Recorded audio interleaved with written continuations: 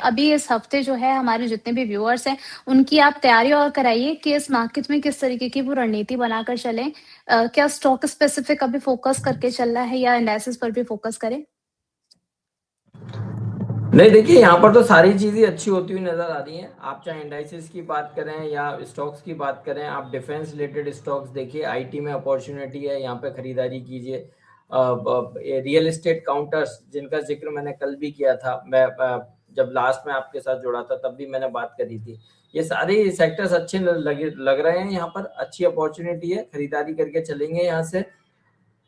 आप trading opportunity से ज्यादा थोड़ा सा इन्वेस्टेड रहिए मार्केट में, तब ज्यादा पैसा बनेगा। और बड़ा अपसाइड मूव आना बाकी है, 26,100 26,200 निफ्टी में डेफिनेटली नजर आएगा फेब्रुअरी सीरीज में। चलिए ठीक है, यहाँ पर जो है आप के लिए सलाह है, मार्केट में किस तरीके से आपको ट्रेड करते हुए चलना है। अब थोड़ा-सा खबरों पर भी नज़र डाल लेते हैं कि यहाँ पर क्या कुछ चल रहा है। सबसे पहला नाम जो है ईज़ माई ट्रिप का है। फंड रेज़ का प्लान है इनका 500 करोड़ का और इसी के साथ-साथ ये अपने होटल्स और हॉलिडे सेगमेंट को एक्सपेंड करने पर फोकस कर रही हैं। सर, इस स्पेसिफिक काउंटर पर सर आपका क्या व्यू है? आपने फोर्टिस की बात करी ना? नो सर, ईज़ माई ट्रिप। मेरे को ना बार बार क्या होता है कि वो जब आप स्टॉक का नाम लेते हैं वो मेरे पास वॉल्यूम ही नहीं आता है, तो इसलिए मैं कंफ्यूज हो जाता हूँ। आज 9 रुपए 70 पैसे पे नहीं। देखिए, मैं एक ही चीज बोलूंगा, 10 रुपए से नीचे वाले स्टॉक्स को आप टोटली अवॉइड कीजिए। पेनी स्टॉक्स पे कोई रिकमेंडेशन नहीं है। और जब इतना अच्छा अपॉर्चुनिटी मार्केट में है, हैवी वेट काउंटर्स यहाँ पे अपॉर्चुनिटी दिखा रहे हैं, जहाँ बी कैटेगरी ऑफ स्टॉक्स पे आइए आप। पेनी स्टॉक्स 9 रुपए के आसपास का ये काउंटर है। देखिए, इन स्टॉक्स में मेजरली व्यूअर्स और ट्रेडर्स इन्वेस्टर्स यहाँ पर ट्रैप होते हैं, तो हमारा व्यू बिल्कुल नेगेटिव है। जो भी अगर प्रॉफिट भी आ रहा है तो भी एग्जिट करने की सलाह है, लॉस है तो भी क्लियर कट एग्जिट करने की सलाह होगी।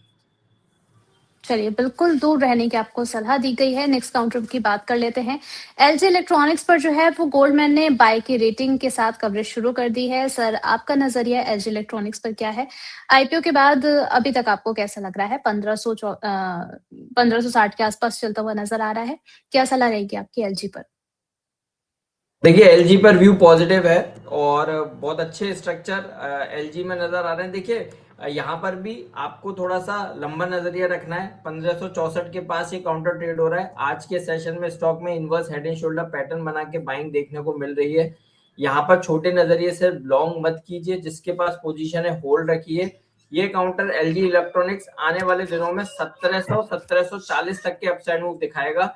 तो एलजी इलेक्ट्रॉनिक्स में बाय एंड होल्ड करने की सलाह है। 1740 तक के टारगेट्स के लिए स्टॉप लॉस रहेगा 1480 का।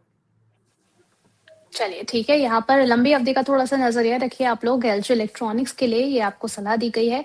सर, अगर आज हम देखें तो अच्छी खासी बढ़त हमें देखने को मिली है गॉडफ्रे फिलिप्स इंडिया में। क्या रैली को सर सपोर्ट कर रहा है और आगे कितना बेहतर आपको स्ट्रक्चर लग रहा है इसका?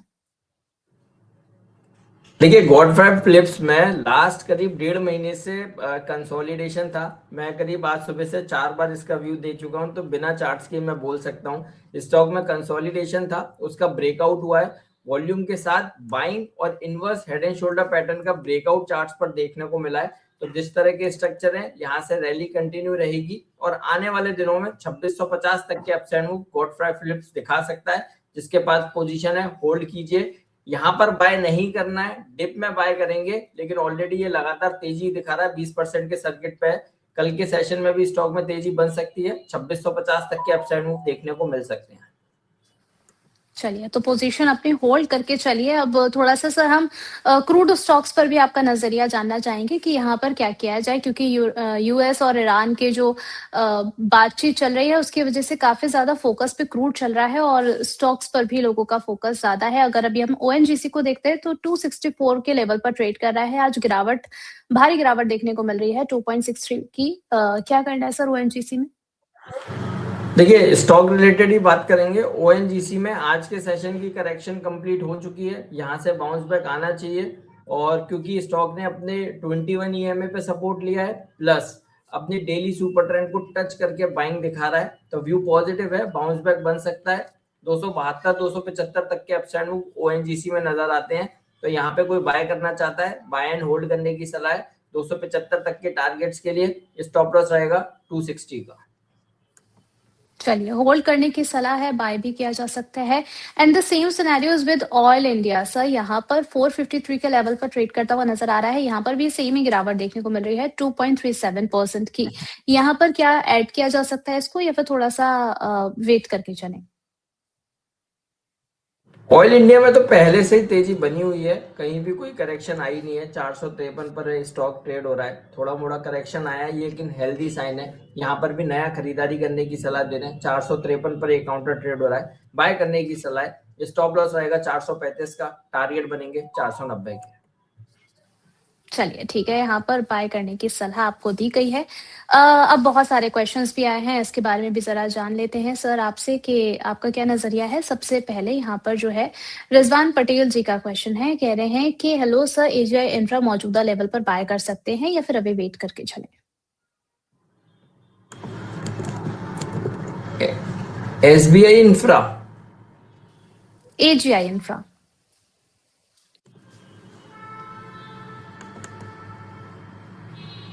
हाँ देखिए स्टॉक में क्या हुआ है, एजीआई इंफ्रा के डेली चार्ट्स पर स्टॉक में फॉलिंग ट्रेंड लाइन का ब्रेकआउट हुआ है और सारे इंपॉर्टेंट मूविंग एवरेजेस के ऊपर ये काउंटर निकला है। खरीदारी का बिल्कुल है यहाँ पर, क्योंकि आज के सेशन में 1 करोड़ वॉल्यूम के साथ स्टॉक में ब्रेकआउट देखने को मिला है। ये ब्रेकआउट सस्टेन होना चाहिए और आने वाले दिनों में ये काउंटर 290 रुपए तक के अपसाइड मूव दिखा सकता है। तो बिल्कुल यहाँ पर खरीदारी करने की सलाह है 290 के टारगेट्स के लिए। स्टॉप लॉस आएगा 250 का।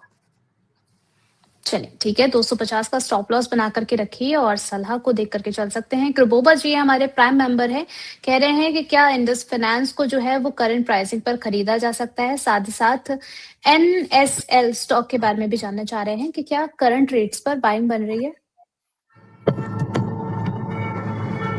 NSL NMDC steel limited 39 rupees पर ट्रेड हो रहा है। NSL,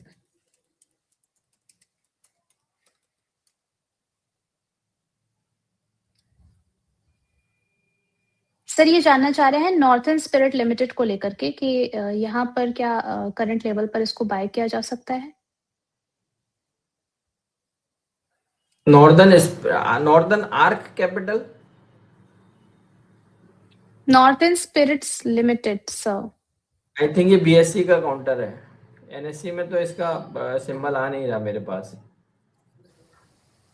northern East Carry Corporation Limited and Northern Arc Capital Limited, ये दो ही नॉर्दर्न के नाम से आ रहे हैं। एनएसएल के नाम से एनएमडीसी स्टील लिमिटेड आ रहा है। अगर एक बार अगर इस तरीके के स्टॉक्स हैं तो मैं रिक्वेस्ट करूंगा व्यूअर्स के साथ कि आप प्लीज एक बार सिंबल भी लिख के डाला कीजिए, क्योंकि जो जो फैंसी नाम होते हैं उनके तो चार्ट्स इजीली अवेलेबल होते हैं और कई बार जो सॉफ्टवेयर में शॉर्ट टर्म जो शॉर्ट फॉर्म्स होती हैं उसमें चार्ट्स नहीं आ पाते। तो प्लीज रिक्वेस्ट है कि आप लोग एक बार सिंबल भी मेंशन कर दिया कीजिए। ओके सर, जानना चाह रहे थे ये इंडस फाइनेंस पर ये आप ट्रैक करते हैं सर। 50 पर ट्रेड कर रहा है, आज 5.38% नीचे है।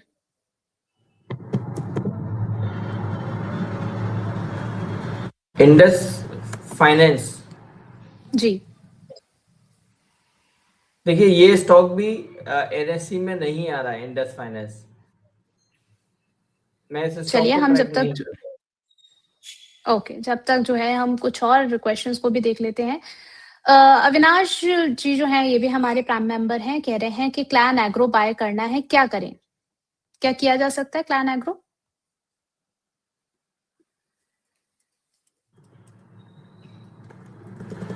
क्लैन एग्रो CLAN,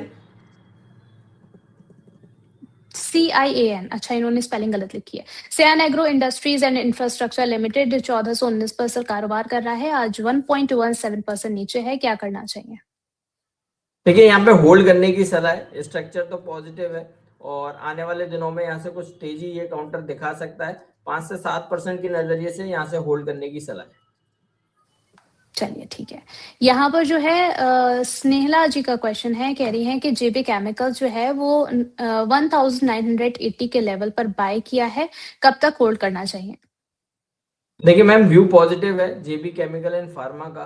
और स्ट्रक्चर वाइज पॉजिटिव है। आज के सेशन में आपने बाइंग की है तो भी अभी 86 88 पर ट्रेड होता हुआ नजर आ रहा है। स्टॉक और तेजी दिखाएगा।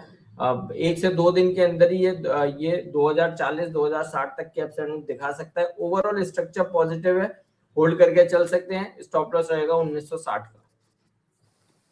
ओके, यहाँ पर सर एक और हमारे दर्शक हैं, ये जानना चाह रहे हैं यूनियन बैंक के बारे में कि आगे के टारगेट क्या बन रहे हैं यहाँ पर?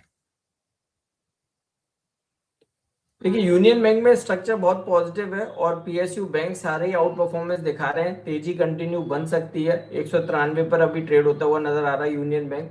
आने वाले दिनों में इस काउंटर में 200 205 तक के अपसाइड मूव नजर आते हैं, तो बाय एंड होल्ड करने की सलाह है 205 तक के अपसाइड मूव के लिए। स्टॉप लॉस रहेगा 186 का। ओके, यहाँ पर एक और सवाल है, ये भी हमारे प्राइम मेंबर हैं, कह रहे हैं बैंक ऑफ इंडिया इन्होंने बाय किया है 144 पर और पीएनबी इन्होंने बाय किया है 118 पर। दोनों के टारगेट जानना चाह रहे हैं। देखिए, बैंक ऑफ इंडिया में तो फ्रेश ब्रेकआउट है। इतनी रैली के बाद भी ये अभी फ्रेश ब्रेकआउट दिखा रहा है। हमें लगता है बैंक ऑफ इंडिया में आने वाले दिनों में 190 तक के अपसाइड मूव देखने को मिल सकते हैं। दूसरा काउंटर पीएनबी का, जिसका डिस्कशन किया। पीएनबी के स्टॉक पे अगर हम बात करते हैं तो लगातार स्टॉक में तेजी बन रही है। 117.18 के पास स्टॉक ने ट्रिपल बॉटम पैटर्न कंप्लीट करने के बाद ब्रेकआउट दिया है। रैली कंटिन्यू करेगा। आने वाले दिनों में 140 तक के अपसाइड मूव पीएनबी में भी नजर आते हैं। पीएसयू बैंक्स में रैली है, ये रैली कंटिन्यू रह सकती है। चलिए ठीक है, रैली कंटिन्यू रह सकती है। कमल जी जानना चाह रहे हैं कि बीईएल में 480 का टारगेट आने में अभी और कितना समय लगेगा सर? देखिए, बीईएल में सब कुछ पॉजिटिव हो चुका है। न्यूज बेस्ड जो भी था सारी चीज पॉजिटिव आ रही हैं। धीरे धीरे ये तेजी ये काउंटर दिखा रहा है। कोई ऐसा नहीं है कि गैप अप या गैप डाउन देखने को मिलता है, तो व्यू पॉजिटिव है।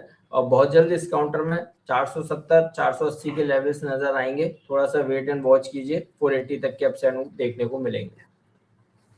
ओके, सामवी जी पूछ रही हैं कि सर E2E नेटवर्क जो है क्या वो लॉन्ग टर्म इन्वेस्टमेंट के लिए कैसा है? आपका नजरिया क्या है सर इस पर?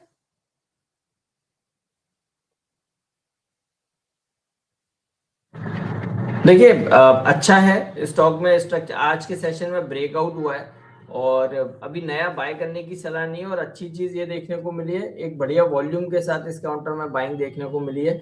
तो यहाँ से रैली तो कंटिन्यू करेगा। नया बाय करने की सलाह नहीं है क्योंकि 2850 के आसपास ये काउंटर ट्रेड हो रहा है और आने वाले दिनों में 3100 तक के अपसाइड नजर आते हैं। तो डिप में बाय करेंगे, लेकिन जिसके पास पोजीशन है होल्ड करके चलिए। व्यू पॉजिटिव है। 3100 तक के अपसाइड मूव नजर आते हैं। चलिए ठीक है, डिप में बाय करने की सलाह है। अगर आपके पास ऑलरेडी एग्जिस्टिंग पोजीशन है तो उसको होल्ड करके चलिए। कृपोबा जी कह रहे हैं एंड्योरेंस टेक्नोलॉजीज को क्या बाय किया जा सकता है? अगर अभी हम देखें तो ये 2474 पर ट्रेड करता हुआ नजर आ रहा है। आज ऑलमोस्ट 2% की यहाँ पर सर गिरावट हम देख रहे हैं। नहीं, एंड्योरेंस टेक्नोलॉजीज को अवॉइड करेंगे, बाय करने की सलाह नहीं है। अगर आपको आईटी में ही आना है तो आईटी से रिलेटेड स्टॉक्स की अगर हम बात करें तो टाटा एलेक्सी इन लेवल्स पे काफ़ी अच्छा नज़र आ रहा है। टाटा एलेक्सी में पोजीशन बना सकते हैं। इन्फोसिस, डिक्सन टेक्नोलॉजी, ये वो काउंटर है, यहाँ पर पोजीशन बना सकते हैं। व्यू पॉजिटिव है। आने वाले दिनों में इन काउंटर्स में तेजी बनेगी, लेकिन एंड्योरेंस टेक्नोलॉजी आने वाले दिनों में करेक्शन दिखा सकता है। 2380 तक की डाउनसाइड नजर आती है। चलिए ठीक है, यहाँ पर एक और इनका क्वेश्चन था, ये भी हमारे प्राइम मेंबर हैं, सीडीएसएल पर व्यू जानना चाह रहे हैं। देखिए, सीडीएसएल पे व्यू बहुत पॉजिटिव है। मार्केट और market related infra related stocks में व्यू पॉजिटिव है। और चाहे वो सीडीएसएल की बात हो, बीएससी लिमिटेड की बात हो, कैम्स की बात हो, इन सब पे व्यू बहुत पॉजिटिव है। सीडीएसएल में आज के सेशन में ऑलमोस्ट ब्रेकआउट के पास ये काउंटर ट्रेड हो रहा है। तेजी बना सकता है और आने वाले दिनों में 1400 तक के अपसाइड मूव सीडीएसएल में नजर आते हैं। व्यू पॉजिटिव है, बाय करने की सलाह है। स्टॉप लॉस रहेगा 1310 का। टारगेट बनेंगे 1420 के। चलिए ठीक है, ये सलाह आपको सीडीएसएल को लेकर के दी गई है, आप इससे बिल्कुल कंसीडर करके चल सकते हैं। माधवी जी कह रही हैं कि सर प्लीज सजेस्ट आईएफसीआई, मेरे पास जो है 65 की बाइंग है, आपसे टारगेट्स जानना चाह रही हैं। 75 के टारगेट्स हैं और डिस्क्लेमर भी देंगे। ये स्टॉक हमने अपने कंपनी, अपने प्रीमियम क्लाइंट्स के साथ इसका रिकमेंडेशन शेयर किया है 60 रुपए के आसपास, तो वहां पर पोजीशन हो सकती है। चार्ट्स के हिसाब से ही बात कर रहे हैं यहाँ पर। और हमारे टारगेट 75 के हैं। 68 69 का लेवल जब टच हुआ था तो कुछ क्लाइंट्स ने पोजीशन बुक की थी, बट अभी भी पोजीशन वहां हो सकती है। तो व्यू इंटैक्ट है, तेजी बनेगी स्टॉक में। एनएससी के आईपीओ को लेके जब जब खबरें आती हैं, ये स्टॉक में एक अच्छा रनअप देखने को मिलता है। तो हमें लगता है आने वाले दिनों में अच्छा अपसाइड मूव दिखेगा। 75 के टारगेट्स के लिए आईएफसीआई को लॉन्ग करने की सलाह होगी। जिसके पास पोजीशन है होल्ड करके चलिए। स्टॉप लॉस रहेगा 57 का।